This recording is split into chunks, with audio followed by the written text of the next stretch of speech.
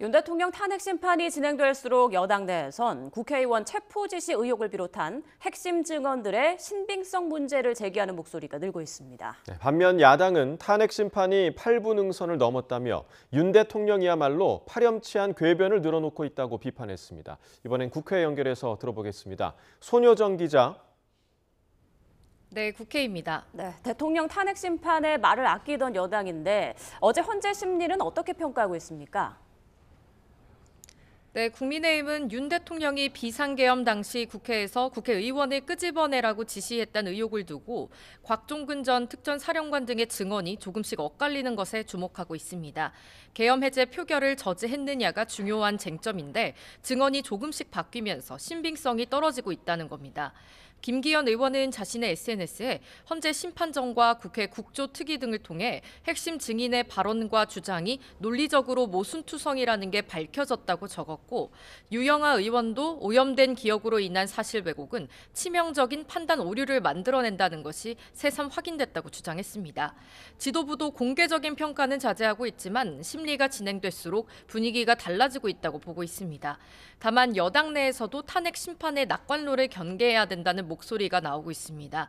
한 비윤계 의원은 YTN에 요원이냐 인원이냐 발언 공방은 숲이 아니라 나무 하나만 바라보는 것이라며 대통령이 적극적으로 자신의 혐의를 부인하는 모습은 중도층에게 부정적으로 다가갈 것이라고 지적했습니다. 네, 그럼 민주당 반응은 어떻습니까?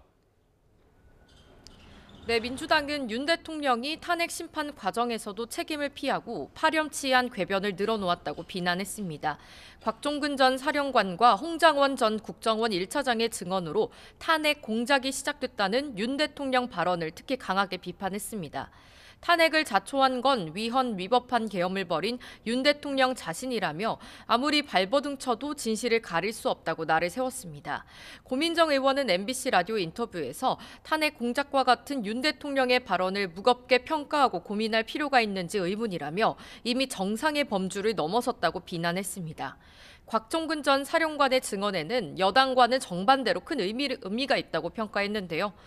박범계 의원은 탄핵 심판에선 계엄 선포와 포고령, 국회와 중앙선관위 침탈 등이 쟁점인데 곽 전 사령관 증언으로서 8부 능선 정도까지 입증이 끝났다고 강조했습니다.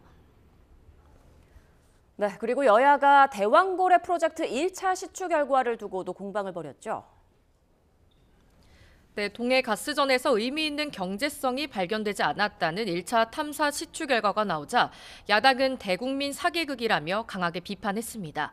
이재명 대표는 최고위원회의에서 인공지능 연구에 쓸 수 있는 예산을 시추 한 번에 털어넣었다고 지적했습니다. 윤 대통령이 대왕고래 사업 예산 삭감을 계엄 선포 명분의 하나로 내세웠던 것을 언급하며 정부 여당의 사과를 촉구하는 목소리도 이어졌습니다. 반면 국민의힘은 첫 술에 배부를 수 없다며 시추 한 번으로 실패를 단정할 수 없다고 반박했습니다. 야당 비판에 대해선 자원개발 사업의 잠재력을 축소하고 에너지 자립을 향한 국가적 노력을 폄하하는 무책임한 태도라고 지적했습니다.